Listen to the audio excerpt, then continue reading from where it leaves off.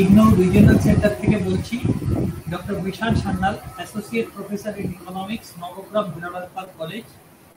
আজকে আমরা বিইসিসি 103 ইকোনমিক্স অনার্সের এই পেপারটা নিয়ে আলোচনা করব বাংলায়। সমষ্টিগত অর্থনীতি যে পেপারটা, ম্যাক্রো ইকোনমিক্স এর ন্যাশনাল ইনকাম বা জাতীয় আয় টপিকটা, এটা ব্লক 1 ইউনিট 1 2 3 তে আছে। হ্যাঁ, আজকে আমাদের যে আদর্শ বিষয়, প্রথমত আমরা ব্যষ্টিগত অর্থনীতির 101 এর আমরা বিএসসিসি 101 মানে ফার্স্ট দেখার কথা ইউটিউবে আগে।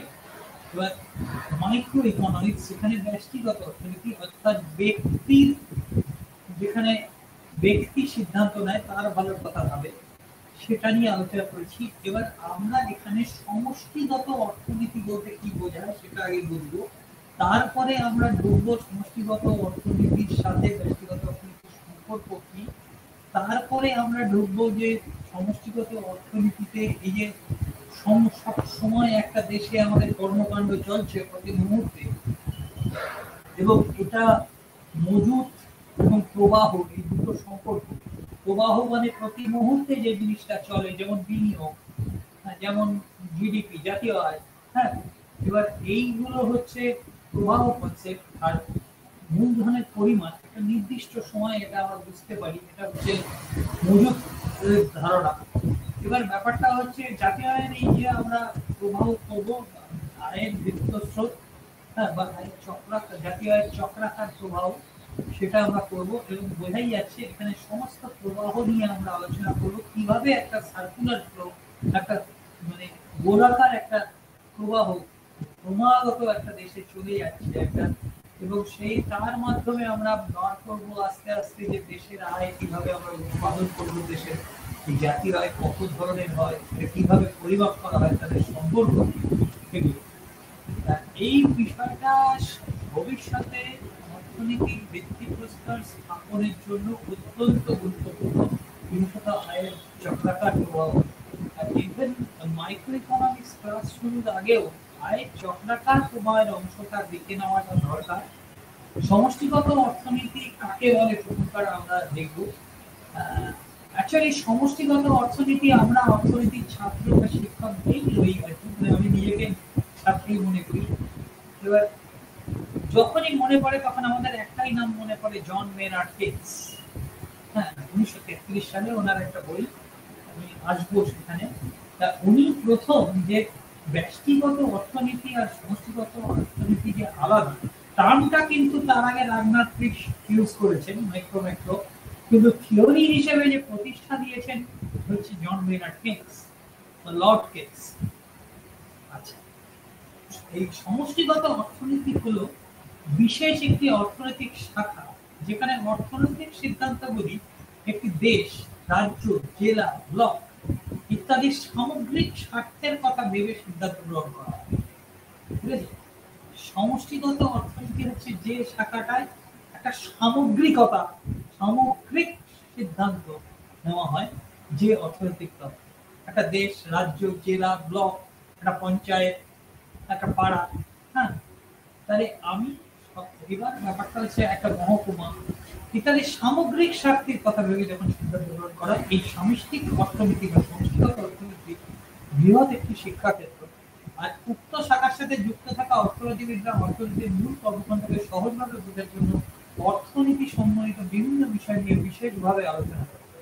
যেমন অর্থনীতির মধ্যে থাকা যাবতীয় কর্মকাণ্ডগুলোকে বোঝার জন্য সামষ্টিক অর্থনীতির শাখায় জিডিপির সাথে সেই অঞ্চলের মধ্যে থাকা বেকারত্বের হার, মূল্যের সূচক, মুদ্রাস্ফীতির হার, ঠিক আছে, আলোচনা করে। সামগ্রিক চাহিদা এবং যোগান, এটা কিন্তু একটা দ্রব্যের চাহিদা নয়, দেশের সামগ্রিক চাহিদা যোগানের কথা আলোচনা করে ভারসাম্য সংস্কার, জাতীয় আয় নির্ধারণ করে। সমষ্টিগত একটা কোম্পানির চাহিদা যোগান নয়, দেশের সামগ্রিক চাহিদা যোগান। সমষ্টিগত অর্থনীতির প্রধান উদ্দেশ্য হলো অর্থনীতির মাধ্যমে সমাজের সমতা, ন্যায্যতা, বেকারত্ব রোধ, গরিবী সমর্থন, পরিবার পরিকল্পনা, শিক্ষা ও স্বাস্থ্যের সম্পর্কে নীতি তৈরি করা। সমষ্টিগত অর্থনীতি দ্বারা আর্থিক বিকাশের পরিবর্তন সাধারণভাবে মাত্র অর্থনীতি দ্বারা নয়, বরং সামাজিক বিকাশের সাথে মিলিত হয়। এরপরে তোমরা দেখবে উন্নয়নের অর্থনীতি বা যে অর্থনীতি ভারতীয় অর্থনীতির সাথেই হাত ধরাধরি করে এগিয়েছে উন্নয়ন তত্ত্ব অর্থনীতি, সেটা হচ্ছে এই সমষ্টিগত অর্থনীতি কেন্দ্রের, হ্যাঁ, বা পরবর্তীকালে আরো যারা যারা করেছেন তার থেকে উন্নয়নশীল দেশে এটা কাজ করছে, সেই জন্য অন্য একটা অর্থনীতি এবং আমাদের ভারতীয় অর্থনীতি বা ভারতীয় পঞ্চবার্ষিক পরিকল্পনার সাথে এটা ওতপ্রোতভাবে জড়িত। আচ্ছা, যা এক ব্যক্তিদের পক্ষে ভালো যে তার সমষ্টির পক্ষে ভালো নাও হতে পারে, এটাই জন মেনার্ড কেন্সের মূল কথা। যা ব্যক্তির পক্ষে ভালো তার সমষ্টির ক্ষেত্রে ভালো নাও হতে পারে। জন মেনার্ড কেন্স যেখানে পড়াশোনা করেছিলেন, এবার সেখান থেকে বেরিয়ে এসে তিনি তাদেরকেই মানে আক্রমণ করলেন যে তাদের ক্লাসিক্যাল থিওরি বলে যে তারা যেটা শেখাচ্ছে যে ব্যক্তির কথা ভাবলেই দেশের কথাটা হয়ে যাবে, সেটা নয়। সমষ্টিগত অর্থনীতিকে আলাদাভাবে আলোচনা করা দরকার, দেশের কথা আলাদাভাবে ভাবা দরকার। অধ্যাপক রাগনার ফিশ ৩৩ সালে প্রথম এই টার্মটা, মানে এই যে মাইক্রো এন্ড ম্যাক্রো শব্দ দুটো প্রথম ব্যবহার করেন, কিন্তু তিনি কিন্তু সেভাবে কোনো তাত্ত্বিক আলোচনা করেন। 1936 সালে কেন্স তার বিখ্যাত গ্রন্থ general theory of employment, interest and money প্রকাশের পর থেকে অর্থনৈতিক বিষয়গুলোকে সমষ্টিগত অর্থনীতি এবং ব্যক্তিগত অর্থনীতি এই দুই খাতে প্রবাহিত করা হয়। বিভিন্ন ইউনিভার্সিটিতে এই এখন সমষ্টিগত অর্থনীতি এবং ব্যক্তিগত অর্থনীতির অনার্স লেভেলে অন্তত পক্ষে 3টে থেকে 4টে, এখন 4 ইয়ার্স কোর্সে শিক্ষানীতিতে 4টে আপ টু 8টা সেমিস্টার কলেজ লেভেলে এটা করানো হয়। 4টে পেপার, 4টে ব্যক্তিগত, 4টে সমষ্টিগত। অন্য কোনো বিষয়ে কিন্তু এতগুলো পেপার থাকে না, যার ফলে তোমাদেরও আরো অন্তত পক্ষে 2টো সমষ্টিগত অর্থনৈতিক পেপার থাকবে, আর যদি 8 ইয়ার্স কোর্স হয় তাহলে 3টে থাকবে এবং আস্তে আস্তে কঠিন হবে। 100 লেভেল 200 লেভেল এরকম ভাবে আস্তে আস্তে কঠিন হবে। তা ব্যাপারটা হচ্ছে আর কিছু কিছু যে মানে মূল যে অর্থনীতির মানে অনুধাবন করার বিষয় তা কিন্তু এই দুটো স্ট্রিমকে করলেই তাত্ত্বিক জায়গাটা তৈরি হয়ে যায়। প্লাস স্ট্যাটিস্টিক্স, ইকোনোমেট্রিক্স, ম্যাথমেটিক্যাল ইকোনমিক্স এরকম ধরনের কিছু টুলস জানতে হয় অর্থনীতি অনার্সে। এবং এইগুলো আমরা যখন এই তারপর ডেভেলপমেন্ট ইকোনমিক্স তো বললাম, ইন্ডিয়ান ইকোনমি, হ্যাঁ, ইন্ডিয়ার ক্ষেত্রে প্রয়োগ কি হচ্ছে সমষ্টিগত অর্থনীতি বা উন্নয়নের ক্ষেত্রে। এবার এছাড়া শেয়ার মার্কেটের economics, financial economics, environmental economics, পরিবেশের কি ক্ষতি হচ্ছে, কি লাভ হচ্ছে, হ্যাঁ, সেটা কিভাবে আমরা নির্ধারণ করব, হ্যাঁ, সেটা ব্যক্তি কিভাবে প্রভাবিত হচ্ছে, সমষ্টি কিভাবে প্রভাবিত হচ্ছে, এবং আন্তর্জাতিক বাণিজ্য, সরকারের আয়, এই হচ্ছে আমাদের অর্থনীতির বিষয়।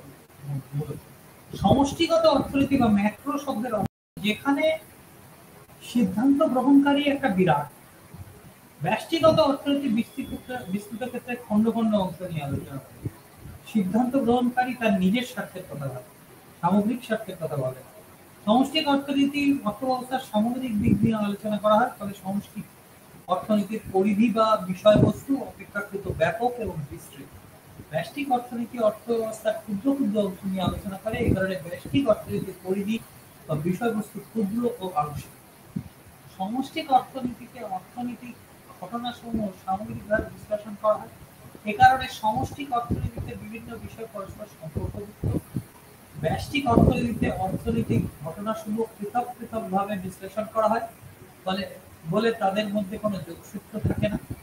ঠিক আছে, এই জন্য এই যে যোগসূত্র কথাটা এলো সমষ্টিগত অর্থনীতিতে, এই যোগসূত্রের জন্য এই সম্পর্কযুক্ত বলে অনেকটা জৈব রসায়নের মতো এইটা ধরতে একটু সময় লাগে। এই অর্থনীতিকে কিন্তু ধরতে একটু টাইম লাগে, কিন্তু খুব কঠিন কিছু নয়, ধরা যায়, বারবার পড়তে হবে। কিন্তু একটা জিনিস মনে রাখতে হবে যে এই যে প্রথম চ্যাপ্টারটা পড়ছি, এটা খালি প্রথম চ্যাপ্টার নয়, এটা সমস্ত চ্যাপ্টার পড়তে গিয়ে এই চ্যাপ্টারটা কাজে লাগবে। এবং মূল ভিত্তিটা আবার বলছি যে এই যে আজকে যে এই বিষয়গুলো নিয়ে বলছি, এইটা হচ্ছে সমষ্টিগত অর্থনীতি বোঝার জন্য মূল ভিত্তি। এটা যদি না বুঝে কেউ যদি সমষ্টিগত অর্থনীতি বুঝতে চায়, কোনোদিন বুঝতে পারবে। অপরদিকে চলকের গতিধারা এবং আচরণ বিশ্লেষণের জন্য, চলক মানে ভ্যারিয়েবল, হ্যাঁ, সমষ্টিগত অর্থনীতি সামগ্রিক ভারসাম্য পদ্ধতি অনুসরণ করে। ব্যষ্টিক অর্থনীতিতে ব্যক্তি, ফার্ম বা শিল্পের কাজ ব্যাখ্যার জন্য আংশিক ভারসাম্য পদ্ধতি, পার্শিয়াল ইকুইলিব্রিয়াম, হ্যাঁ, আর এখানে হচ্ছে জেনারেল ইকুইলিব্রিয়াম, ঠিক আছে, মানে আংশিক ভারসাম্য পদ্ধতি ব্যবহার করবে। অন্যদিকে সমষ্টিগত অর্থনীতিতে অর্থব্যবস্থার সামগ্রিক বিশ্লেষণ করা হয়। ধরো সমষ্টিক অর্থনীতি আলোচনায় দেশের অর্থনৈতিক ব্যবস্থার পূর্ণাঙ্গ চিত্র করা হয়। ব্যষ্টিক অর্থনীতিতে অর্থব্যবস্থার ক্ষুদ্র ক্ষুদ্র অংশ আলোচনা করা হয়। ফলে ব্যষ্টিক অর্থনীতির আলোচনায় দেশের অর্থনৈতিক ব্যবস্থার আংশিক বা খণ্ড চিত্র করা আছে। সমৃদ্ধির হার, দেশের জাতীয় আয় বৃদ্ধির হার বা সমৃদ্ধির হার। প্রথমত আমরা অর্থনৈতিক উন্নতি বলতে ফার্স্ট এন্ড ফরমোস্ট যেটা বুঝি দেশের জাতীয় আয় বৃদ্ধি। তবে জাতীয় আয় না বলে তুমি মাথা পিছু জাতীয় আয় বলতে পারো, মানে জাতীয় আয় ডিভাইডেড বাই জনসংখ্যা, প্রতি একক জনসংখ্যায় জাতীয় আয় কত, সেটা হচ্ছে মাথা পিছু জাতীয় আয়। যাই হোক, এই বৃদ্ধির হারটা কি? ধরো আমি 2023-এ মানে 22-23-এ যে ইয়ারটা শেষ হয়েছে 23-এর মার্চে, সেইখানে আমি বলছি জাতীয় আয় বৃদ্ধি হার কত। তাহলে 22-23-এর যে জাতীয় আয় মাইনাস তার আগের বছরের যে জাতীয় আয়, অর্থাৎ 21-22-এর যে জাতীয় আয় ডিভাইডেড বাই 21-22-এর জাতীয় আয় ইনটু 100, এটা হচ্ছে সমৃদ্ধির হার। এবং মাথা পিছু জাতীয় আয় বৃদ্ধির হারের ক্ষেত্রেও ঠিক এইটা, যে মাথা পিছু জাতীয় মানে জাতীয় আয় ডিভাইডেড বাই জনসংখ্যা 22-23-এ মাইনাস 21-22-এর যে জাতীয় আয় ডিভাইডেড বাই জনসংখ্যা মাথা পিছু জাতীয় আয় ডিভাইডেড বাই 21-22-এর জাতীয় আয় বাই জনসংখ্যা মানে মাথা পিছু জাতীয় আয় ইনটু টোটালটা ইনটু 100, মাথা পিছু জাতীয় আয় বৃদ্ধি। বিনিয়োগ বৃদ্ধির হার ঠিক এভাবেই আমরা পরিমাপ করতে পারি, ঠিক আছে। ভোগ ব্যয় বৃদ্ধির হার এভাবেই পরিমাপ করতে পারি। এবার আমি একটা একটু, এটা মাইক্রো ইকোনমিক্সও থাকে, ম্যাক্রো ইকোনমিক্সও থাকে, কিন্তু অর্থনৈতিক সমৃদ্ধিটাকে বোঝানোর জন্য তোমাদের এখানে প্রোডাকশন ফ্যাসিলিটি কার্ভ, উৎপাদন সম্ভাবনা রেখাটা আছে আমি রেখেছি। সেইগুলো এটা কি দেখাচ্ছি? এটা একটা জেনারেল ইকুইলিব্রিয়াম ফ্রেমওয়ার্ক দেখাচ্ছি, যে সামগ্রিক ভারসাম্য কিরকম। দুটো দ্রব্য আছে, এবার এইটা এক্স অ্যাক্সিসে একটা, ওয়াই অ্যাক্সিসে একটা। ধরো এখানে হচ্ছে হুইট গম বা খাদ্যদ্রব্য, আর এখানে হচ্ছে যন্ত্রপাতি বা যুদ্ধের যন্ত্রাংশ মানে ডিফেন্স, আর এখানে হচ্ছে দারিদ্র দূরীকরণ বা দেশের ভোগ বৃদ্ধির জন্য যে ব্যাপার লাগে। এবার দুটো দ্রব্য আছে, সেই দুটো দ্রব্য উৎপাদন করবে, হ্যাঁ, একটা দেশ। এবার দেখাচ্ছে যে পুরো তার যে রিসোর্স সম্পদ, শ্রমিক, মূলধন, সমস্ত কিছু যদি পুরোটা যদি এই খাদ্যদ্রব্য উৎপাদনে বা জনগণের ভোগ বৃদ্ধির জন্য ব্যবহার করা হয়, তাহলে হচ্ছে এই 5 ইউনিট ভোগ বৃদ্ধি করা যাবে, আর যদি পুরোটা আবার যদি প্রতিরক্ষা খাতে ব্যবহার করা হয় তাহলে 15 ইউনিট প্রতিরক্ষা করা যাবে। কিন্তু এই যে পুরোটাই তো একটা জিনিসে ব্যবহার করা হয় না, মানে আমি কিছু করা হয়। এবার হচ্ছে পুরো সম্পদ বর্তমান প্রযুক্তিতে ব্যবহার করে আমরা এই যে রেখাটা আঁকছি, এর ওপরের বিন্দুগুলো হচ্ছে সেই সমস্ত বিন্দু যেখানে ফুল এমপ্লয়মেন্ট মানে পুরো সম্পদ পূর্ণ ব্যবহার হচ্ছে এবং করে সর্বাধিক উৎপাদন হচ্ছে দুটোর কম্বিনেশন। মানে এদিকে হচ্ছে ভোগ্যদ্রব্য, এদিকে হচ্ছে প্রতিরক্ষা জনিত যে দ্রব্যগুলো। তাহলে এইখানে যদি প্রতিরক্ষা জনিত দ্রব্য হয় 1 ইউনিট ভোগ্যদ্রব্য করা যাবে। তার মানে এইটুকু ছেড়ে আমি এইটুকু পেলাম। এইটা হচ্ছে সুযোগ ব্যয়, যেটা আমরা আগের পেপারে পড়েছি, অপরচুনিটি কস্ট। হ্যাঁ, মানে অপরচুনিটি কস্ট মানে 1 ইউনিট মানে পেতে গেলে আমায় এইটুকু ইউনিট প্রতিরক্ষা পর্যন্ত দ্রব্য ছাড়তে হচ্ছে 1 ইউনিট খাদ্য পেতে হলে। এবার আরো 1 ইউনিট পেতে হলে আমায় এটা ছাড়তে হচ্ছে, ঠিক আছে। তার মানে এখানে 3 ইউনিট ছেড়ে আমি 2 ইউনিট পাচ্ছি। তারপরে 1.5 আমি 3 ইউনিট ছেড়ে যদি 2 ইউনিট পাই, 2 ইউনিট ছেড়ে আমি যদি 3 ইউনিট পাই, এবার সেটা হচ্ছে মানে এখানে হচ্ছে 3 ইউনিট ছেড়ে 2 ইউনিট পেলে 0.66 হচ্ছে সুযোগ ব্যয়, ঠিক আছে। এইবার 1 ইউনিট ছেড়ে আমি 2/3 পাবো, মানে 2/3 মানে 0.66। এবার এই বিন্দুগুলো, এই উৎপাদন সম্ভাবনা রেখার উপর বিন্দুগুলো হচ্ছে সর্বাধিক উৎপাদন করতে পারে সমস্ত সম্পদ ব্যবহার করে বর্তমান প্রযুক্তি। এর বাইরের পয়েন্টগুলো পৌঁছানো সম্ভব নয়, অসম্ভব এলাকা। তার মানে এই পয়েন্টটা হচ্ছে সম্ভাবনা আছে, উৎপাদন সম্ভাবনা আছে, হ্যাঁ, দুটো দ্রব্যের সমন্বয় এই এলাকায় আমরা উৎপাদন করতে পারি। একটা অর্থনীতিতে আমার সম্পদ এবং এই প্রযুক্তি ব্যবহার করে। এবার এইরকম জায়গায় যদি থাকে পৃথিবী, এইখানে কিন্তু বোঝা যাবে যে সম্পদ পূর্ণ ব্যবহার হচ্ছে না, আনএমপ্লয়মেন্ট আছে, বেকারত্ব আছে, পূর্ণ সম্পদ ব্যবহার হচ্ছে না। এইখানে পৌঁছলে আমরা কিন্তু আরো এই সম্পদ দিয়ে আরো বেশি উৎপাদন করতে পারি। প্রত্যেকটা দেশই এই উৎপাদন সম্ভাবনা রেখা বরাবর পৌঁছতে চাইবে, এবং এটাকে যদি শিফট করিয়ে দেওয়া যায়, উপর দিকে ছড়িয়ে দেওয়া যায়, মানে ধরো একটা টেকনোলজি এলো 4G এর জায়গায় 5G, ধরো চন্দ্রযান 3 থেকে এমন কিছু আমরা তথ্য পেলাম যাতে বিভিন্ন জায়গায় প্রযুক্তিগতভাবে খুব উপকার হতো। হ্যাঁ, তাহলে সেইখানে আমার একই সম্পদ ব্যবহার করে আমরা বেশি উৎপাদন করতে পারি। যে কোনো একটা দ্রব্য আমি ধরো এইখানে 2 ইউনিট করে আমি এইখানে উৎপাদন করতে পারি, এটার বদলে এই জায়গাটায় উৎপাদন করতে পারি, আবার এখানে এইখানে উৎপাদন করতে পারি।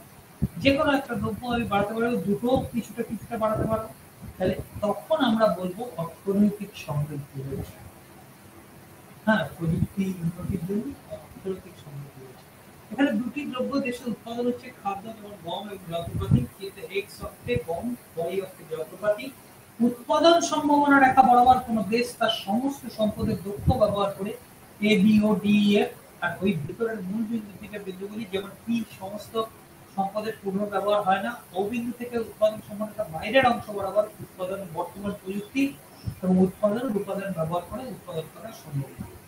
জিএইচ বরাবর উৎপাদন সম্ভাবনা রেখা স্থানান্তরিত হবে যদি প্রযুক্তি বা উৎপাদনের উপাদান বৃদ্ধি পায়। জনসংখ্যা বৃদ্ধি পেলে ধরো বাংলাদেশ থেকে বহু লোক এসে যাবে, শ্রমিক বৃদ্ধি তাহলেও কিন্তু এই প্রোডাকশন ফ্যাসিলিটিটা উৎপাদন সম্ভাবনা রেখা স্থানান্তরিত হবে, অর্থনৈতিক সমৃদ্ধি হবে তাহলে যদি ব্যবহার করতে পারে। মুদ্রাস্ফীতি ও বেকারত্ব। মুদ্রাস্ফীতি এবং বেকারত্বের সম্পর্ক ব্যস্তানুপাতিক। বেকারত্ব মানে হচ্ছে মানুষ যারা কাজ করতে চাইছে তারা তার থেকে কম পরিমাণ লোক কাজ পাচ্ছে, যে পরিমাণ কম পাচ্ছে তাকে বলছি বেকার। মুদ্রাস্ফীতি কি? মুদ্রাস্ফীতি হলো কোনো দেশের সাধারণ দাম স্তরের ক্রমাগত বৃদ্ধি। সহজ ভাষায় বললে একটি দেশের বাজারে পণ্যের মজুত এবং মুদ্রার পরিমাণের মধ্যে ভারসাম্য থাকে। যদি পণ্যের তুলনায় মুদ্রার সরবরাহ অনেক বেড়ে যায়, মানে too much money is chasing too few goods, অনেক হাতে টাকা আছে কিন্তু দ্রব্য উৎপাদন সেভাবে নেই, তাহলে জিনিসপত্রের দাম হু করে বাড়তে থাকবে, এবং এটা একটা সাস্টেইন প্রাইস রাইজিং সিচুয়েশন। মানে হঠাৎ করে একটুখানি দাম বাড়লো তা নয়, যে দাম বৃদ্ধিটা স্থায়ী হয় বেশ কিছুদিন ধরে, এইরকম একটা পরিস্থিতি। হ্যাঁ, যদি পণ্যের তুলনায় মুদ্রার সরবরাহ অনেক বেড়ে যায়, অর্থাৎ দেশটির কেন্দ্রীয় ব্যাংক অতিরিক্ত মাত্রায় টাকা ছাপায়, তখনই মুদ্রাস্ফীতি হয়। এর ফলে একই পরিমাণ পণ্য কিনতে আপনাকে আগের চাইতে বেশি মুদ্রা খরচ করতে হবে। এর মানে জিনিসপত্রের দাম বেড়ে যাবে। সব মিলিয়ে এই মুদ্রার মান বা ক্রয় ক্ষমতা কমে যাবে। ধরুন গত বছর 20 কেজি চাল কিনতে আপনার খরচ হতো 1000, কিন্তু চলতি বছর সেই একই পরিমাণ চাল কিনতে আপনার খরচ হচ্ছে 1050, অর্থাৎ বছরের ব্যবধানে 50 টাকা বা 5% আমার টাকা বেশি লাগে। তাহলে 5% হলো মুদ্রাস্ফীতির পরিমাণ, এর মানে টাকা আরো 5%, টাকার মান আরো 5% কমে গেছে। ঠিক আছে, তাহলে আমরা কতটা কিনতে পারছি, মুদ্রাস্ফীতি হলে কম কিনতে পারবো না, ঠিক আছে, আমাদের ক্রয় ক্ষমতা কমে যায়, পারচেজিং পাওয়ার কমে যায়। মোট আভ্যন্তরীণ উৎপাদন ডিপ্লেশন, এটা মুদ্রাস্ফীতি পরিমাপের আরেকটা মানে পদ্ধতি। মোট আভ্যন্তরীণ উৎপাদন কনজিউমার প্রাইস ইনডেক্স ছাড়া, হ্যাঁ, আমরা বিভিন্ন দাম সূচক দিয়েও মুদ্রাস্ফীতি পরিমাপ করতে পারি। এখানে সুযোগের অভাব আছে, সময়ের অভাব বলে আমি দেখাইনি, আমি একটা অন্তত দেখিয়েছি মুদ্রাস্ফীতির পরিমাপ। মোট আভ্যন্তরীণ উৎপাদন ডিপ্লেটার, আর্থিক মোট আভ্যন্তরীণ উৎপাদন ডিভাইডেড বাই প্রকৃত আভ্যন্তরীণ উৎপাদন ইনটু 100। ধরা যাক 23 সালে আর্থিক মোট আভ্যন্তরীণ উৎপাদন 16,000 টাকা, এবং প্রকৃত আভ্যন্তরীণ উৎপাদন অর্থাৎ ভিত্তি বছর 2021 কে আমরা ভিত্তি বছর ধরলাম, দামে বর্তমান মোট আভ্যন্তরীণ উৎপাদন 10,000 টাকা, তাহলে মোট আভ্যন্তরীণ উৎপাদন ডিপ্লেটার হবে 16,000 বাই 10,000 ইনটু 100, তার মানে 160। ঠিক আছে, এবার ধরা যাক এই মোট আভ্যন্তরীণ উৎপাদন ডিপ্লেটার 2022 সালে 120 ছিল। মুদ্রাস্ফীতির হার 23 সালে 160 মাইনাস 120 মানে 40 ডিভাইডেড বাই 120 মানে 1/3 ইনটু 100 মানে 33.33%। এইভাবে আমরা ইনফ্লেশন বা মুদ্রাস্ফীতি পরিমাপ করি। এইবার আসছি বাণিজ্য চক্র। যে কোনো দেশে বা যে কোনো ব্যবসায় একটা সাইন কার্ভের মতো আমরা অঙ্কে যে সাইন কার্ভ করি, একবার উপরে ওঠে, শীর্ষে ওঠে, হ্যাঁ, বুম হয়, তারপরে আবার ডিক্লাইন হয়, এবার তারপরে ডিপ্রেশনে চলে যায়, অর্থনীতি মন্দা, অবনতি, এবার সমৃদ্ধি, এটা হচ্ছে বুম, সমৃদ্ধি, অবনতি, মন্দা, একদম তলানিতে থাকে, গভীর মন্দা, আবার রিকভারি মানে পরিত্রাণ মন্দা থেকে, আবার সমৃদ্ধি। এইভাবে এগুলো হচ্ছে পিক, এগুলো হচ্ছে ট্রাফ, মানে একদম গভীর মন্দা, ঠিক আছে। এই বাণিজ্য চক্র চলতে থাকে। জিডিপি তথা দেশের আয় বা উৎপাদনের ওঠানামার বিশ্লেষণকে ওরা বাণিজ্য চক্র বলি, সময়ের সাথে সাথে যদি জিডিপি আচ্ছা, বাণিজ্য চক্রকে জোয়ার ভাটার সাথে তুলনা করা যায়, সমুদ্রের ঢেউয়ের সাথে তুলনা করা যায়, অনেকটা ওরকমই দেখতে। হ্যাঁ, দেশের অর্থনীতিতে সমৃদ্ধি জোয়ার আসে, আবার কখনো মন্দার ভাটা পরিলক্ষিত হয়। সমৃদ্ধি ও মন্দার সমন্বয়ে অর্থনৈতিক কর্মকাণ্ডের চক্রাকার পতনকে বাণিজ্য চক্র। সে ধরো এই বর্ষাকালে যারা মাঝি ব্যবসায়ের সাথে জড়িত দীঘায়, এখন ইলিশ মাছ প্রচুর পরিমাণে আসে, তার মানে এখন একটা জোয়ার আসে। তারপরে একটা টাইম আসবে তখন আর ইলিশ মাছ সেভাবে পাবে না, তখন তাদের ব্যবসায় একটা ভাটা আসবে।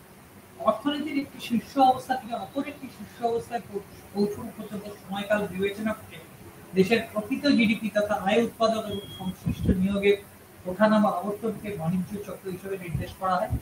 হ্যাঁ, দীর্ঘকালীন প্রবৃদ্ধির ট্রেন্ড লাইন পদ্ধতিতে বাণিজ্য চক্রের আবর্তন দেখানো হয়। প্রবৃদ্ধির ঊর্ধ্বগামী ট্রেন্ড লাইন প্রেক্ষিতে এখানে একটি বাণিজ্য চক্র তার বিভিন্ন পর্যায়ে চিত্রে দেখানো হয়। ঠিক আছে, এই যে দেখানো হয়েছে সমৃদ্ধির অধোগতি, পতন, হ্যাঁ, মন্দা ও চূড়ান্ত অবনতি, গভীর মন্দা, গিরিখাদে নিপতিত মন্দা, মন্দা থেকে পরিত্রাণ, সমৃদ্ধির অগ্রযাত্রা এবং তার শীর্ষ। একটি বাণিজ্য চক্রের চারটি পর্যায়, ঠিক আছে, চারটি পর্যায়ে যে দেখানো হয়েছে। আচ্ছা, এইবার আমরা আসছি সার্কুলার ফ্লো। যে কোনো বিনিময় প্রক্রিয়াতে বিক্রেতা বা গ্রাহক সেই পরিমাণ অর্থ পায় যা ক্রেতা বা গ্রাহক ব্যয় করে। আমরা যা কিছু লোক খরচ করছে, যা খরচ করছে সেই টাকাটাই উৎপাদক তারা পাচ্ছে।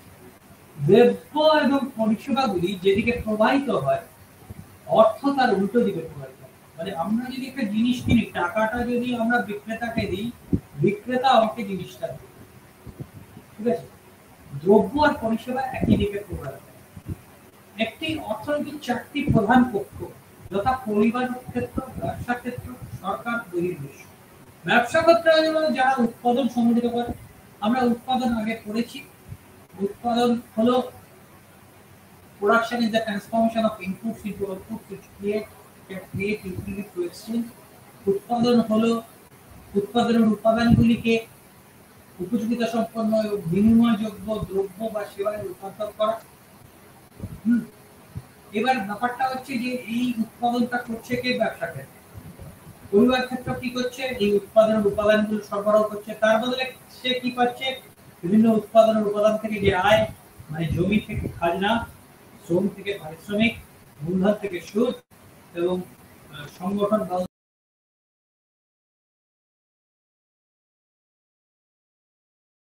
ক্ষেত্র চক্রাকার প্রভাব।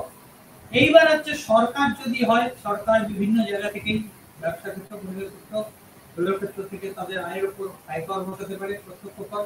ব্যবসা ক্ষেত্র থেকে জিএসটির মতো পরোক্ষ কর, এক্সাইজ ট্যাক্স, কাস্টম ডিউটি এগুলো বসাতে পারে, যেগুলো দ্রব্যের উপর বসে, যেখানে উৎপাদকের থেকে বা ব্যবসা ক্ষেত্র থেকে সংগ্রহ করা হয়।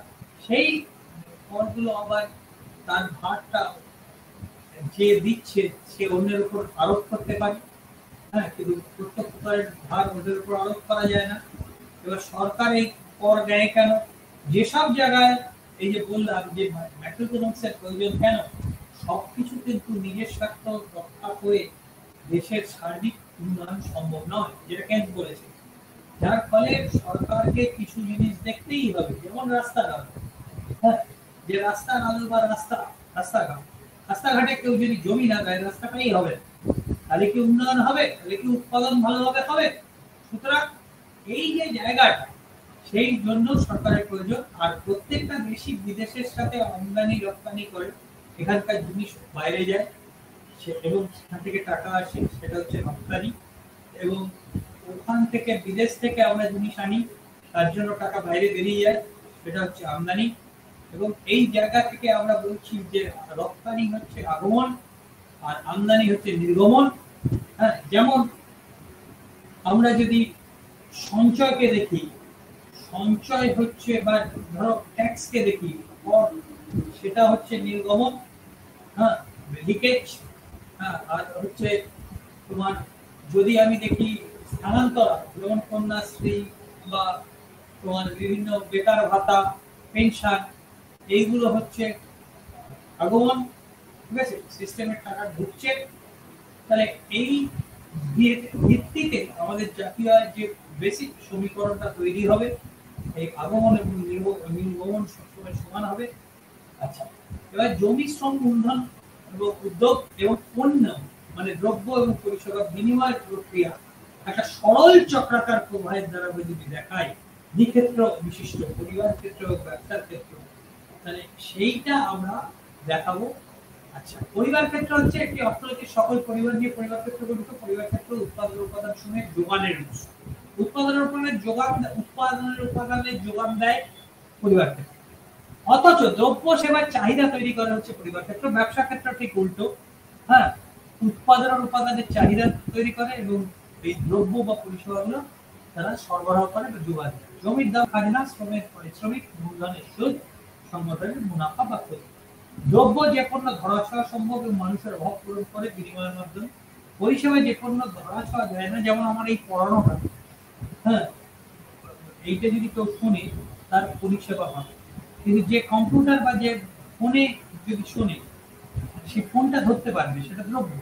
কিন্তু ইন্টারনেট পরিষেবাটা আর এই যে পড়ানোটা, এগুলো হচ্ছে পরিষেবা। এগুলো ধরা চাওয়া যায় না, কিন্তু উপযোগিতা পাওয়া যায়, অভাব পূরণ হয়। আচ্ছা, এইবার আমরা সার্কুলার ফ্লো, যেটা খুব ইম্পর্টেন্ট আমি বলছিলাম, একটা বেসিক টু সেক্টর, দুটো ক্ষেত্র নিয়ে, এরপরে সরকারি ক্ষেত্র আমরা ঢোকাবো এবং বিদেশি ক্ষেত্র ঢোকাবো। প্রথমে আমি বেসিক জায়গাটায় আসি। এইখানে হচ্ছে ব্যবসা ক্ষেত্র, কাম সমূহ, এখানে হচ্ছে পরিবার ক্ষেত্র। আমরা কি বললাম, দ্রব্য বা সেবার বাজারে, হ্যাঁ, আমরা পরিবার ক্ষেত্র হচ্ছে খরচ করে সেই টাকাটা পায় কে? ব্যবসা ক্ষেত্র। ঠিক আছে, আর তার বদলে কি করে? দ্রব্য সেবার বাজারে মানে সরবরাহ করে বা যোগান দেয় এবং পায় কে? পরিবার ক্ষেত্র। পেয়ে উপযোগিতা পায়, অভাব পূরণ হয়। ঠিক দেখো, এইখানে যেদিকে যেদিকে অ্যারো আছে, এটা হচ্ছে রিয়েল, এটা হচ্ছে মানি ট্রানজাকশন, অর্থ যাচ্ছে, উল্টো দিকে দ্রব্য যাচ্ছে বা সেবা যাচ্ছে। এখানে রিয়েল হচ্ছে উৎপাদনের উপাদান, জমি, শ্রম, হ্যাঁ, মূলধন সংগঠন। পরিবার ক্ষেত্র জমি, শ্রম, মূলধন সংগঠন উৎপাদন উপকরণ সমূহের বাজারে সাপ্লাই করে, যোগান দেয়, সরবরাহ করে এবং চাহিদা সৃষ্টি করে হচ্ছে পাম্প, এটা রিয়েল। এবার টাকা, অর্থ কি হচ্ছে? মজুরি যাচ্ছে শ্রমের জন্য, জমির জন্য খাজনা, আর মূলধনের জন্য সুদ, আর যে কি বলে সংগঠনের জন্য হচ্ছে মুনাফা। ঠিক আছে, এইগুলো আয় হিসেবে পরিবার ক্ষেত্রে পাচ্ছে।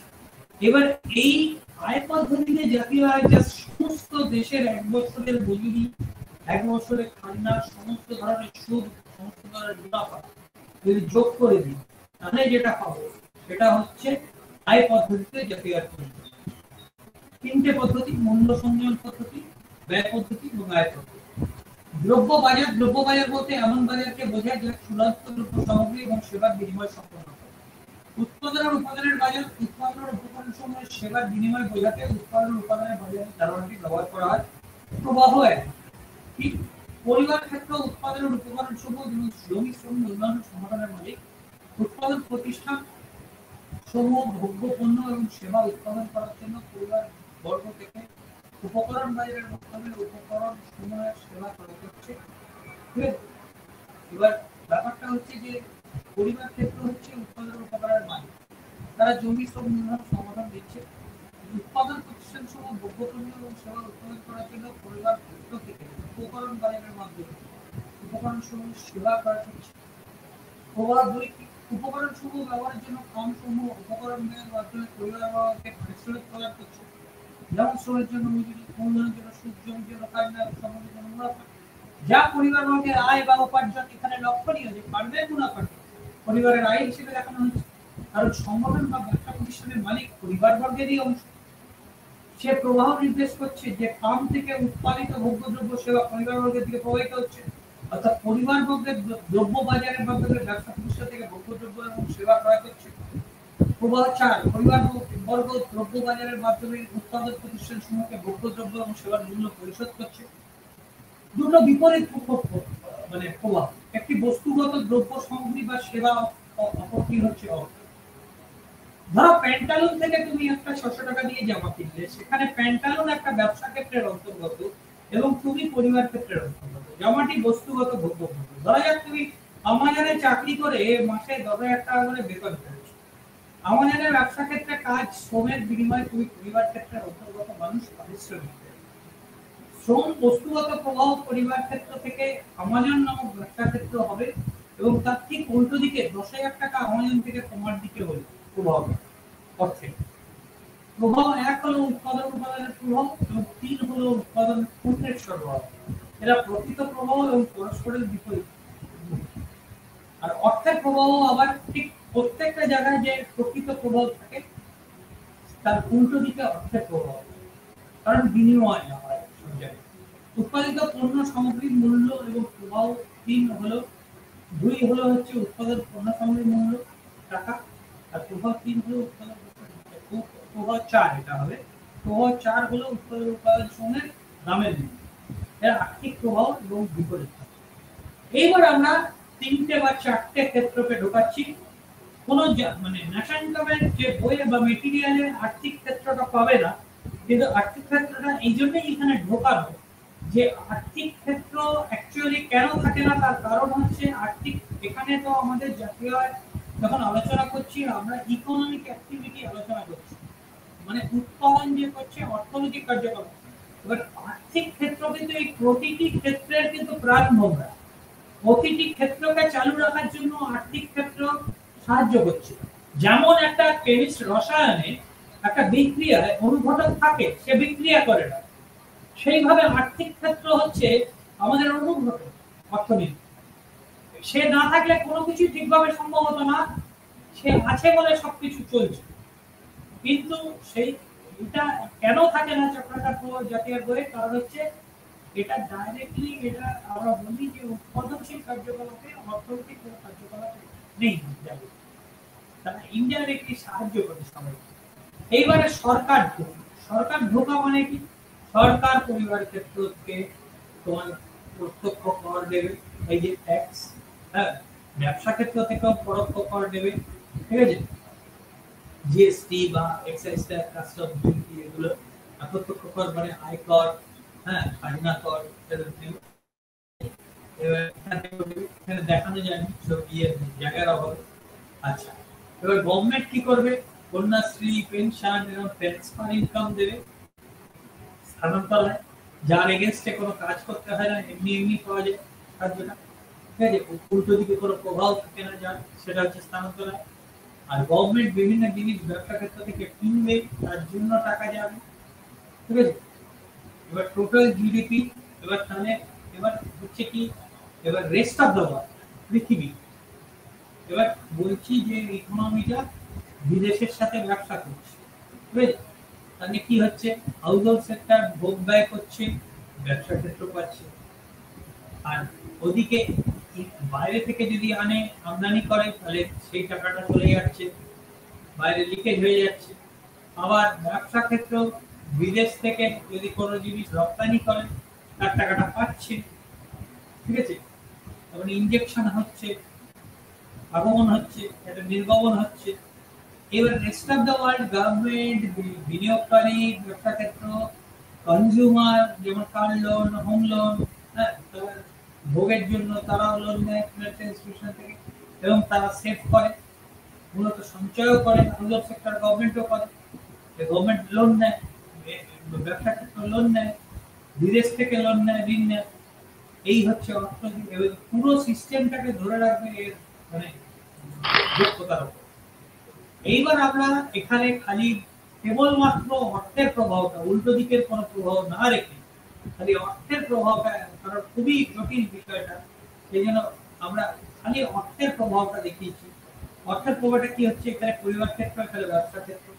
এবার ব্যবসা গভর্নমেন্টের থেকে ভর্তুকি পাচ্ছে, আমরা এই যে সিলিন্ডারে ভর্তুকি পাই গ্যাসের, ঠিক আছে, এই দু একদিন আগে সিলিন্ডারের দাম কমানো হলো। Payment for goods and service, goods and service যে কেনে তার জন্য ব্যবসা ক্ষেত্রকে টাকা দেয়।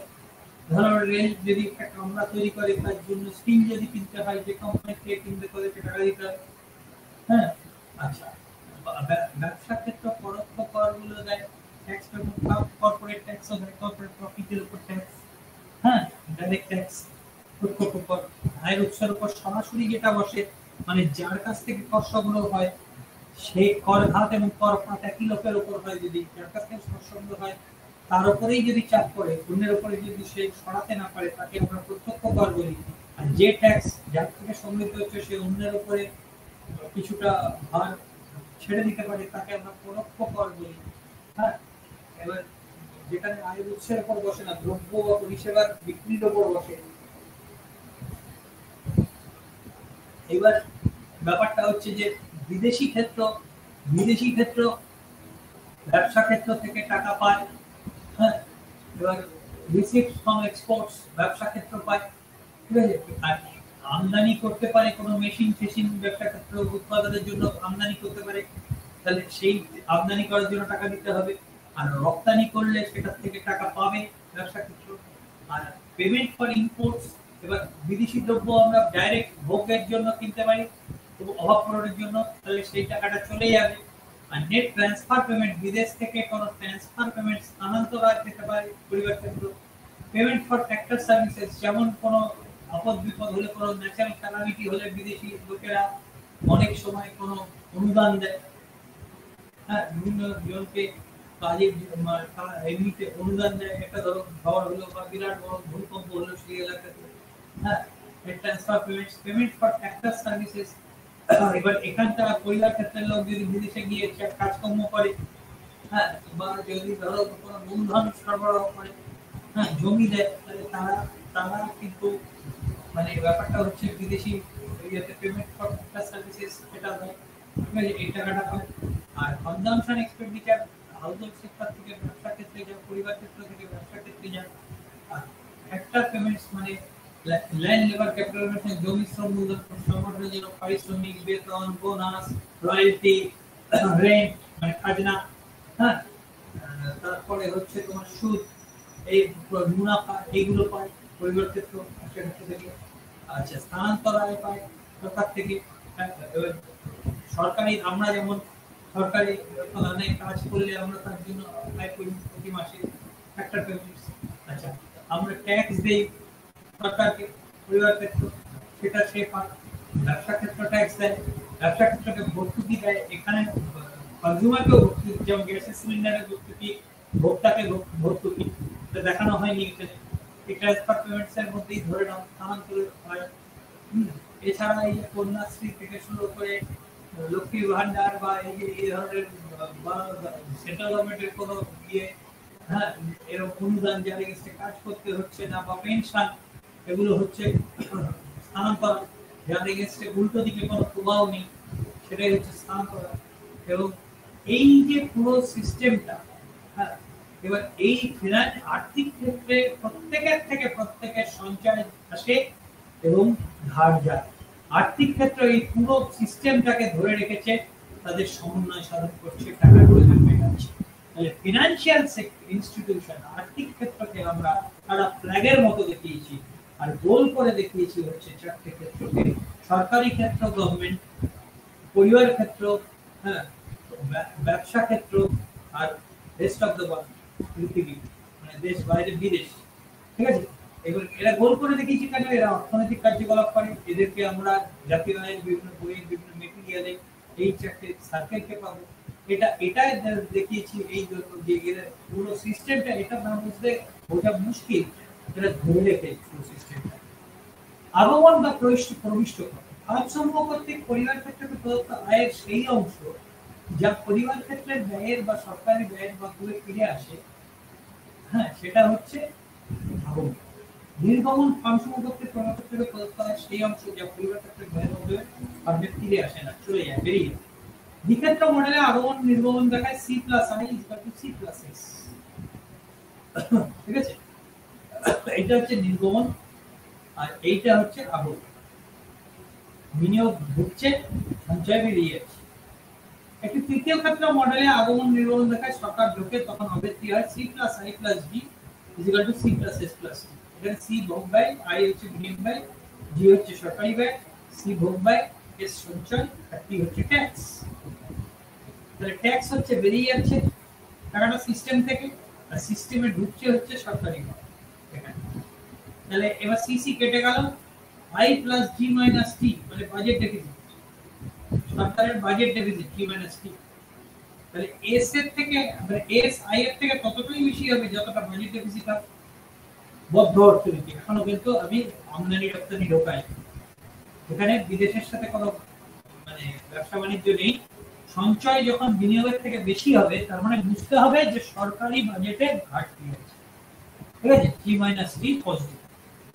যখন সঞ্চয় বিনিয়োগের থেকে বেশি হবে, যে পরিমাণ বেশি সেটাই হচ্ছে বাজেট ঘাটতি।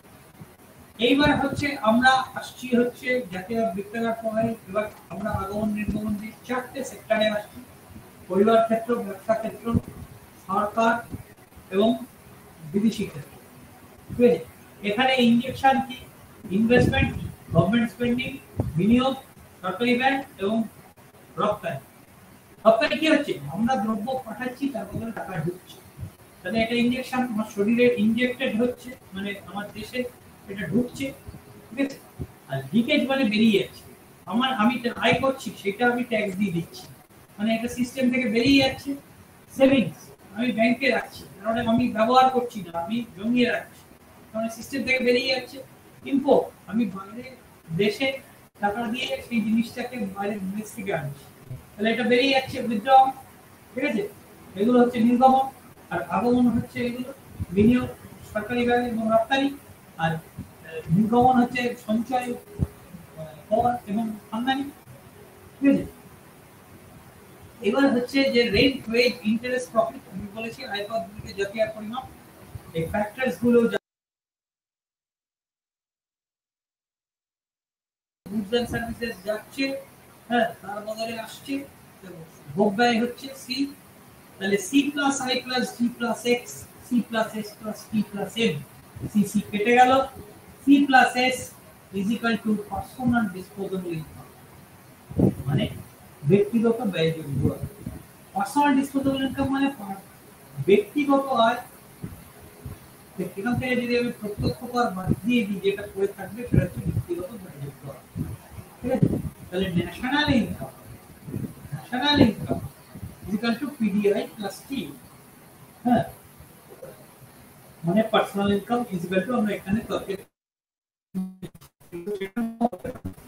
কিছু কিছু ক্ষেত্রে এটা হতে পারে কিছু আন্ডার সাম অ্যাজাম্পশনস, কিছু অনুমানের ভিত্তিতে। এইবার যদি হয় তাহলে আমরা যেটা করব যে national income is equal to C plus I plus G plus X minus M, এমটাকে এদিকে নিয়ে নিলাম, হ্যাঁ, তাহলে এই C plus S হচ্ছে পার্সোনাল ডিসপোজেবল ইনকাম আর T তার সাথে যোগ হলো, হ্যাঁ, C plus S plus T is equal to C plus I plus G plus X minus M. This is the basic national income idea.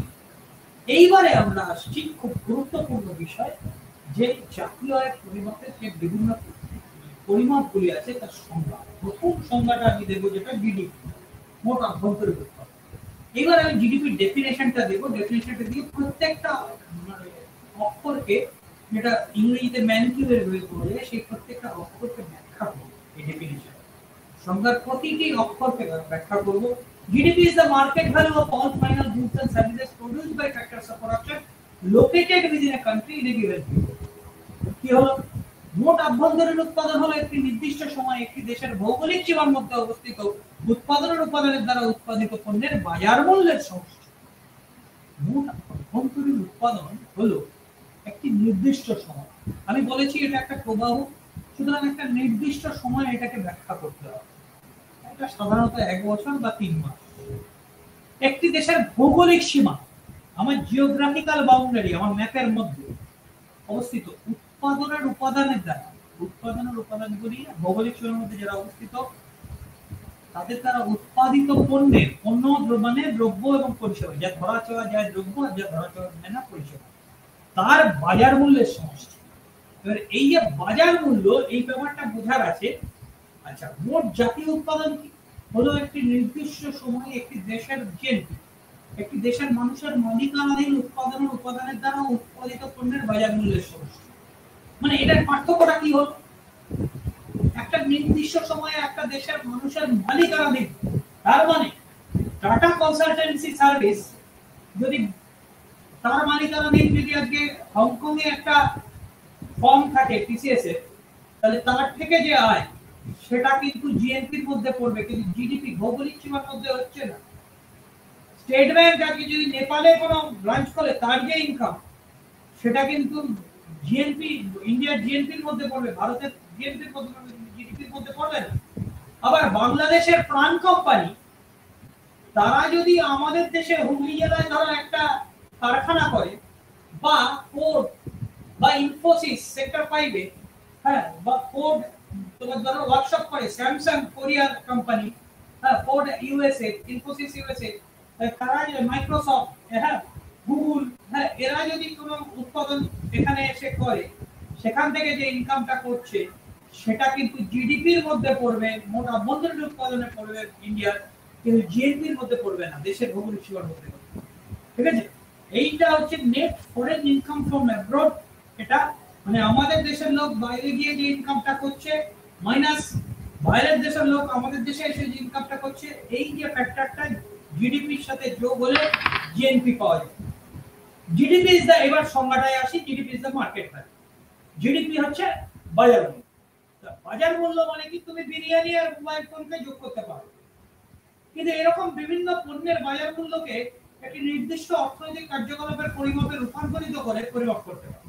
তার মানে যদি বাজার দামটাকে দিয়ে গুণ করো, বিরিয়ানির দাম ধরো 300 টাকা আর মোবাইলের দাম হচ্ছে 10,000 টাকা, তাহলে এই 10,000 প্লাস 300 এটা কিন্তু তুমি করতে পারো। তাহলে যা হবে এটা বাজার মূল্য হবে।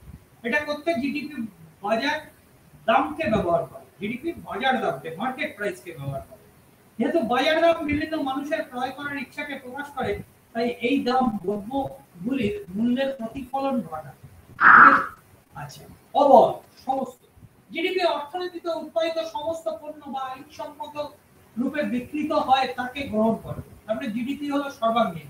জিডিপিতে শুধু বিরিয়ানি মোবাইল না, বরং সব খাদ্যদ্রব্য, টেকসই ভোগ্যপণ্য, ডিউরেবল কনজিউমার গুডস, স্বাস্থ্য, হেলথ, শিক্ষা, আইন পরিষেবা এবং আরো আরো আরো অনেক দ্রব্য এবং পরিষেবা অন্তর্ভুক্ত। অনেক লোক যেখানে বসবাস করে সেটার মালিক, এখানে জিডিপি এই অনুমানের উপর যে সে নিজেই নিজেকে বাড়ি ভাড়া দিচ্ছে, মানে ধরো আমার বাড়িতে আমি বাস করছি, জিডিপি কিন্তু এই অনুমান করবে যে আমি আমাকেই বাড়ি ভাড়া দিচ্ছি। মানে আমি অন্য জায়গায় থাকলে আমার বাড়ি ভাড়া দিতে হবে, সেটার বাড়ি ভাড়া কত? আমি আয়ও করছি, আমি ব্যয়ও করছি। আরোপিত খাজনা মালিকের খরচ এবং আয় অর্থাৎ জিডিপি।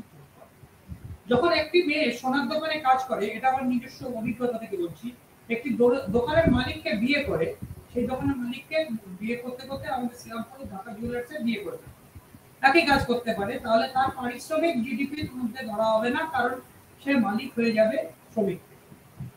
তার যে ওয়েজ পারিশ্রমিক পেত সেটা কিন্তু আর জিডিপিতে থাকবে। সে মালিক হিসাবে যদি কিছু আয় করে সেটা থাকতে পারে। আচ্ছা, ফাইনাল সম্পূর্ণ দ্রব্য এবং পরিষেবা। যখন কোনো কোম্পানি স্টিল তৈরি করে যা গাড়ি বানাতে ব্যবহার হয়, তখন স্টিল অন্তর্বর্তী দ্রব্য এবং গাড়ি সম্পূর্ণ দ্রব্য। জিডিপির সূত্রে শুধু গাড়ির মূল্য ধরা হয়, কারণ অন্তর্বর্তী দ্রব্য স্টিলের দাম গাড়ির দামের মধ্যে আগেই ধরা হয়। একটি ব্যতিক্রম হলো অন্তর্বর্তী দ্রব্য সম্পূর্ণ দ্রব্য উৎপাদনে ব্যবহার না হয়, যদি ফার্মের মজুদ দ্রব্যের তালিকাভুক্ত হয় একটু বিলম্বে ব্যবহারের জন্য, সেই মজুদকে জিডিপির মধ্যে ধরা হয়। মানে মারুতি কোম্পানি কিছু মিরর আয়না তৈরি করলো, কিছু ট্রাক তৈরি করলো, সেগুলো গাড়িতে লাগালো না, তার ওখানে ইনভেন্টরি হিসেবে মানে মজুদ হিসেবে করে রইল এই পার্টগুলো, সেটাকে কিন্তু তোমার ক্লোজিং এবং ওপেনিং ইনভেন্টরি, মানে ব্যাপারটা হচ্ছে যে ক্লোজিং স্টক আগের বছরে কি ছিল আর পরের বছরে ওপেনিং স্টক কি হলো, এই যে ডিফারেন্সটা, এইটা কিন্তু তোমার জিডিপির মধ্যে ধরতে হবে। আর না হলে ফাইনাল গুডস এন্ড সার্ভিসেস মানে সম্পূর্ণ দ্রব্য, অন্তর্বর্তী দ্রব্যকে ধরা যাবে। দ্রব্য এবং না হলে দুবার তিনবার মাপা হয়ে যাবে, এবং সেই জন্যই আমরা মূল্য সংযোজন পদ্ধতি ধরি। মানে আমরা এই যে গাড়ির মিরর, গাড়ির টায়ার, গাড়ির সাউন্ড সিস্টেম, হ্যাঁ, মানে এই যে বা একটা ফার্নিচারের যে ধরো গাছের থেকে যে লগা তৈরি হলো, তার যে মানে তারপরে রং করা, মানে তার ফার্নিচারটাকে সেট করা হলো, তারপরে রং করা হলো, এই যে স্টেজে স্টেজে যখন উৎপাদন হয় তখন মূল্য সংযোজন পদ্ধতিতে আমরা প্রত্যেকটা স্টেজের উৎপাদনকে যদি যোগ করি একই জিনিস অনেকবার যোগ করব, গম থেকে আটা, আটা থেকে রুটি, এটা অনেক বই এই উদাহরণগুলো থাকে। হ্যাঁ, তাহলে আমায় কি করতে হবে, ওই স্তরে কতটা মূল্য সংযোজন হয়েছে, মানে ওইটা কতটা কাঁচামাল কিনেছে আর কত দামে বিক্রি করেছে, ঠিক আছে, কত দামে বিক্রি করেছে মাইনাস কতটা কাঁচামাল কিনেছে, এইটা হবে সেইখানের জন্য যোগ, সেই ক্ষেত্রের জন্য। তাহলে এইটা হচ্ছে মূল্য সংযোজন। এবং এই পদ্ধতিতে ভ্যাট, ভ্যালু অ্যাডেড কর, মূল্য সংযোজন কর, মানে তুমি যদি আগের পিরিয়ডে 30 টাকা কর দেওয়া জিনিস কিনে থাকো, তার যদি রসিদ দেখাও, তুমি যদি 50 টাকা এবার কর তোমার দিতে হয়, তোমার হিসেবে তুমি যে মূল্যটা তৈরি করবে, তাহলে তুমি 20 টাকা দেবে, 30 টাকা ডিডাকশন পাবে। এবং জিএসটিও এই প্রিন্সিপালে মূল্য সংযোজন করবে। জিডিপির মধ্যে অনুভবনীয় দ্রব্য, খাদ্য, জামাকাপড়, গাড়ি, ফোন এবং অনুভবনীয় এবং অননুভবনীয় পরিষেবা, বাড়ি পরিষ্কার, জামাকাপড় ইস্ত্রি, হ্যাঁ, মানে পরিষেবা আর কি, যেগুলো যেগুলো অনুভব করা যায়, হ্যাঁ, হচ্ছে দ্রব্য, যেগুলো অনুভব করা যায় না সেটা হচ্ছে পরিষেবা। ইভেন্ট পরিচালনা, যখন আমরা টিভি কিনি তা দ্রব্য, কিন্তু যখন ডিটিএইচ বা কেবল সংযোগে টিভি দেখি তা পরিষেবা। কোনো কম্পিউটার দ্রব্য, কিন্তু কোনো ফোনের সংযোগ বা ইন্টারনেট বা ওয়াইফাই সংযোগ পরিষেবা। প্রোডিউসড, উৎপাদিত, জিডিপির মধ্যে বর্তমানে উৎপাদিত দ্রব্যের মূল্য ধরা হবে, জিডিপির মধ্যে আগে উৎপাদিত দ্রব্য ধরা হয় না। কিন্তু আমরা একটি পুরনো বাড়ি বিক্রির দালালির জন্য যে উপার্জিত অর্থ জিডিপির মধ্যে ধরব, কারণ বাড়িটি বিক্রি করে দালাল একটি পরিষেবা প্রদান করে, কি করে, ক্রেতা আর বিক্রেতার মধ্যে যোগাযোগ করিয়ে, এটা একটা পরিষেবা, তার যে আয়টা এটা কিন্তু ধরা হবে। কিন্তু পুরনো যে বাড়িটা বিক্রি করছে সে যে টাকাটা পাচ্ছে সেটা ধরা হবে, ঠিক আছে। যেমন 99 একর ওএলএক্স বা ম্যাজিক ব্রিক্স, এরা যে অর্থটা উপার্জন করে সেটা ধরা হবে না। মারুতি ট্রু ভ্যালু, তুমি যে টাকায় এক্সচেঞ্জ করছো গাড়িটা সেটা ধরা হবে না। ওএলএক্স এ যে টাকায় বেচছো পুরো জিনিসটা, হ্যাঁ, বা জমির জন্য যেটা তুমি পাচ্ছ সেটা ধরা হবে না, কিন্তু তার উপরে যেটা সে আর্ন করছে তোমাকে, ক্রেতাকে এবং বিক্রেতাকে মিলিয়ে দেওয়ার জন্য, সেটা কিন্তু এই বছরের জাতীয় আয় ধরা হবে। উইদিন এ কান্ট্রি, জিডিপি পরিমাপ করে একটি দেশের ভৌগোলিক সীমার মধ্যে উৎপাদনের মূল্য। যখন ভারতীয় নাগরিক অস্থায়ীভাবে বাংলাদেশে কাজ করে তার উৎপাদন বাংলাদেশের জিডিপির অঙ্গ, ভারতের জিডিপির অঙ্গ না। যখন ভারতীয় নাগরিক বাংলাদেশের ফ্যাক্টরির মালিক হয় তখন তার উৎপাদন বাংলাদেশের জিডিপির অঙ্গ, ভারতের জিডিপির অঙ্গ না। উভয়ই কিন্তু ভারতের জিডিপির অঙ্গ। In a given period of time, যেহেতু একটা প্রবাহ ধারণা, এটা উৎপাদন মূল্যের নির্দিষ্ট সময়কালের মধ্যে পরিবর্তন করা হয়। সাধারণত এই সময়কাল 1 বছর বা 1 বছরের এক চতুর্থাংশ, একটা কোয়ার্টার বলি আমরা, মিলিতে 3 মাস। জিএনপি প্লাস ভার্সেস জিডিপি, মোট জাতীয় উৎপাদন, মোট আভ্যন্তরীণ উৎপাদন, আমি আগেই বলে দিয়েছি। জিডিপি প্লাস বিদেশ থেকে প্রাপ্ত নিট আয় ইকুয়াল টু হচ্ছে জিএনপি। দেশের মানুষ বিদেশের মাটিতে যে আয় করছেন, এই বিদেশ থেকে প্রাপ্ত নিট আয় না, মাইনাস বিদেশের মানুষ আমাদের দেশের ভৌগোলিক সীমার মধ্যে যে আয় করছেন। হ্যাঁ, আমি উদাহরণগুলো বলে দিয়েছি। জিএনপি আর এনএনপি বাজার দামে পরিমাপ করা হয়। গ্রস মাইনাস নেট, এটা হচ্ছে অপচয় ব্যয়।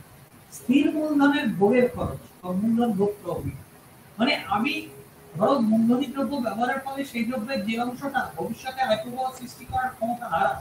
আমরা জানি মূলধনের দ্রব্য হচ্ছে ভবিষ্যতে আয়প্রবাহ সৃষ্টি করতে পারে, তাহলে যেটা ভোগ হয়ে যায় অর্থাৎ তার আয়প্রবাহ সৃষ্টির ক্ষমতা হারায়। তার মানে একটা মেশিন আছে, জেরক্স মেশিন, আগে 200 পাতা একদিনে সে প্রিন্ট করতে পারতো, এখন 180 পাতা করছে। এই যে 20 পাতার যে খরচ, 20 পাতা যে করতে পারছে না, তার জন্য যে আয়টা কমলো, প্লাস ওইটা করতে গিয়ে যদি রিপেয়ার করতে, মানে আমার যদি ওটাকে সারাতে যদি কিছু পয়সা লাগে, সেটা যোগ করে যেটা হয় সেটা হচ্ছে অবচয়। তাহলে যে কোনো মোট, মানে জিডিপি মাইনাস এনডিপি, এটা হচ্ছে অবচয় ব্যয়। আচ্ছা, এনডিপি এই তোমার জিএনপি মাইনাস এনএনপি, এটা হচ্ছে অবচয় ব্যয়। গ্রস ইনভেস্টমেন্ট, মোট বিনিয়োগ মাইনাস নিট বিনিয়োগ, এটা অবচয়। যে কোনো মোট আর সেই জিনিসের নিট এর পার্থক্য হচ্ছে এখান থেকে ন্যাশনাল এবং প্রোডাক্ট অ্যাকাউন্টের কম্পোনেন্ট গুলো দেখছি। ব্যয় পদ্ধতিতে আমরা ভোগ ব্যয়, মোট দেশীয় বিনিয়োগ ব্যয়, সরকারি ব্যয় এবং নেট এক্সপোর্ট মানে রপ্তানি মাইনাস আমদানি, C plus I plus G plus X minus M, এটা ব্যয় পদ্ধতিতে জাতীয় পদ্ধতি। মূল্য সংযোজন তো বলেছি যে যত দ্রব্য উৎপাদন হচ্ছে তাকে মূল্যে পরিণত করে সেটা যোগফল, এবং প্রতিটা ক্ষেত্রে আমরা যেহেতু একাধিকবার যোগ করতে পারি সেই জন্য আমরা কি করছি, প্রতিটা ক্ষেত্রে কতটা মূল্য সংযোজিত হচ্ছে সেটা যোগ করছি। এবং তিনটে পদ্ধতিতেই একই হবে যাতে সেটাও দেখানো যায়।